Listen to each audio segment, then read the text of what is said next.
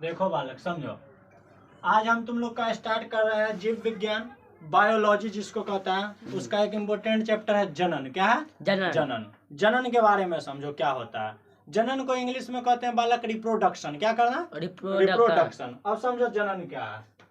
प्रश्न सबसे पहला है, जनन किसे कहते हैं? जनन किसे कहते हैं? लिखा गया है, अपने समान संतान उत्पत्ति की क्रिया को जनन कहते हैं। अब ये वाक्य सुन करके तुम थोड़ा कंफ्यूज हो गया होगा, लेकिन समझो क्या होता है।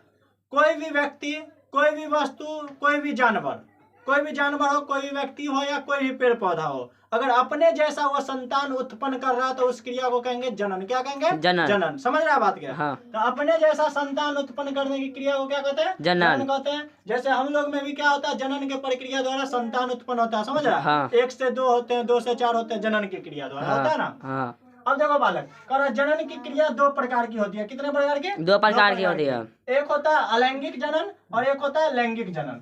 तो यहाँ से क्वेश्चन तुमसे पूछेगा, जनन कितने प्रकार के होते हैं? 2 प्रकार के होते हैं। एक होता है लैंगिक जनन, एक होता है अलैंगिक जनन।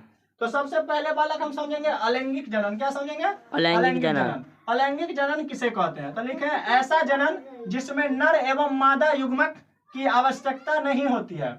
ऐसी जनन की क्रिया एक ही शरीर में हो जाती है। अब समझो बात के। पूछेगा अलैंगिक जनन, इसको अगर इंग्लिश में समझना चाहेगा, जो इंग्लिश वाले होंगे, इसको कहते हैं एसेक्सुअल रिप्रोडक्शन। Asexual reproduction. अब समझो क्या होता है अलैंगिक जनन। तो अलैंगिक जनन का मतलब होता है जिसमें नर एवं मादा युग्मक का जरूरत नहीं पड़ता है। जैसे समझो बालक, ध्यान इधर बोर्ड पर ध्यान दो। जैसे मान लो कोई संतान उत्पन्न करना चाहता है, हाँ। तो उसमें नर और मादा दोनों का जरूरत पड़ेगा, महिला और पुरुष दोनों का जरूरत पड़ेगा, तभी हाँ। वो अपना संतान उत्पन्न कर सकता है। या कोई जानवर है, हाँ। तो जैसे गाय है, हाँ। गाय से बछड़ा बछड़ी कैसे होता है? हाँ। बैल के पास वो उसे ले जाया जाता है, हाँ। या सीवन दिया जाता है, हाँ। मतलब उसमें क्या होता है, नर और मादा दोनों का जरूरत पड़ता है। हाँ। तो जिस जनन में नर और मादा दोनों का जरूरत नहीं पड़े, मतलब एक ही रहे, अकेला भी रहे तो काम चल जाए, हाँ। तो वैसे जनन को कहते हैं अलैंगिक जनन। क्या कहते हैं? अलैंगिक जनन। हाँ। मतलब इसमें जरूरत नहीं है जो नर और मादा दोनों रहे। समझ रहे बात को? हाँ। ये मतलब एक ही के शरीर से यहाँ पर जनन हो जाता है। हाँ। तो याद रखना, ऐसा जनन जिसमें नर एवं मादा युग्मक की आवश्यकता नहीं होती है, ऐसे जनन की क्रिया को क्या कहते हैं हम लोग? ये अलैंगिक जनन। क्या कहते हैं? अलैंगिक जनन। और ऐसी जनन की क्रिया जो है एक ही शरीर में हो जाती है। ऐसी जनन की क्रिया एक ही शरीर में हो जाती है।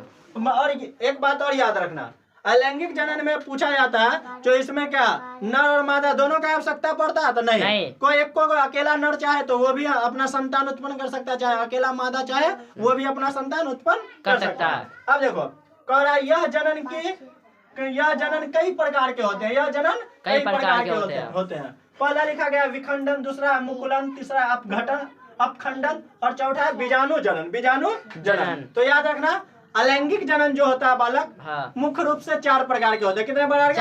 4 प्रकार के। एक होता है विखंडन, एक होता है मुकुलन, एक होता है अपखंडन और एक होता है बीजाणु जनन। विखंडन समझो बालक क्या होता है।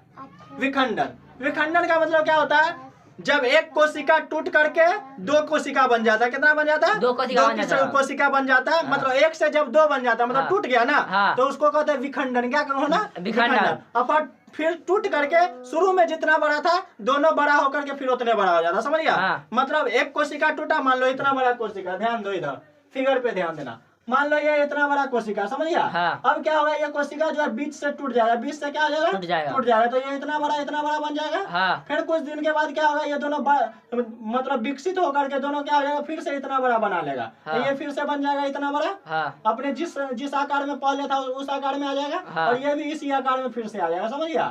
तो इस तरह के हम लोग जनन को कहते हैं विखंडन। क्या कहते हैं? विखंडन। तो बताओ, इसमें किसी नर मादा का जरूरत पड़ा? नहीं। बस एक कोशिका टूट गया 2 कोशिका में, और वही बड़ा होकर के फिर से जिस रूप में वो था उस रूप में आ गया। समझ गया? हाँ। तो इस तरह के जनन को कहेंगे विखंडन। उसके बाद है बालक मुकुलन। क्या? मुकुलन। उसके बाद है अपखंडन। क्या? अपखंडन। और बीजाणु जनन। तो इस सब को एक एक करके हम बता रहे हैं तुमको, तब तक यहाँ तक नोट डाउन कर लो।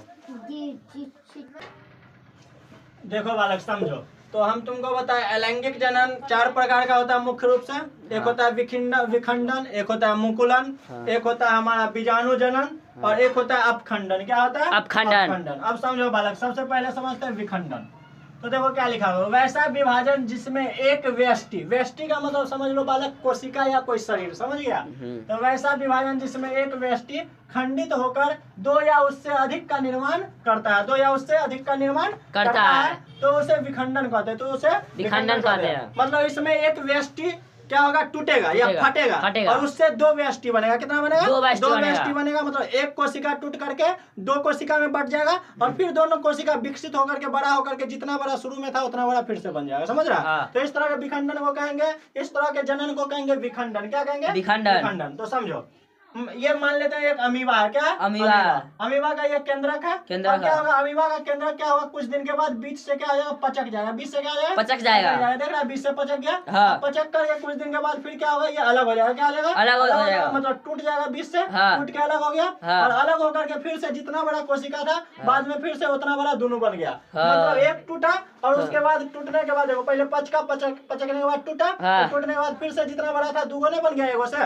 तो जब एक कोशिका से या एक व्यष्टि से दो व्यष्टि का निर्माण होता है टूटने से, फटने से, तो उसको कहते हैं हम लोग विखंडन। क्या कहते हैं, विखंडन। समझ गया। तो ये अमीबा में याद रखना, अमीबा में विखंडन द्वारा क्या होता है, जनन होता है। अमीबा में किसके द्वारा जनन होता है, विखंडन द्वारा जनन होता है। और खासकर कोई भी एक कोशिकीय जीव है तो अक्सर उसमें विखंडन के द्वारा क्या होता है, जनन होता है। मतलब उसमें कोई नर और मादा का जरूरत नहीं पड़ता।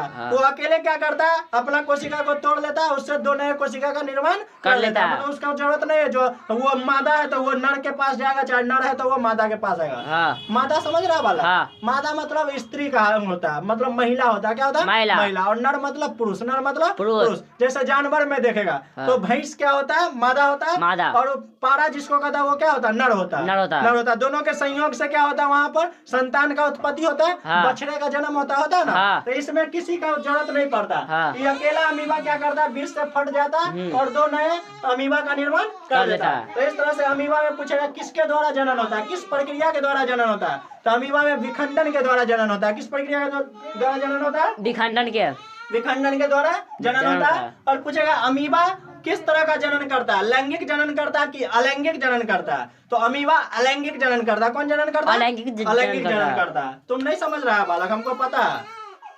नहीं समझ रहा। तो अमीबा कौन जनन करता है, अलैंगिक जनन। क्यों, क्योंकि अमीबा में किसी नर किसी मादा का जरूरत नहीं पड़ता। और हम बोले अलैंगिक जनन में जिसमें नर और मादा युग्मक का आवश्यकता नहीं पड़े, उस तरह के जनन को कहेंगे अलैंगिक जनन। कौन जनन, अलैंगिक जनन, एसेक्सुअल रिप्रोडक्शन इंग्लिश में कहते हैं। तो अमीबा में विखंडन के द्वारा जनन होता है। बहुत अच्छा, नोट डाउन कर लो।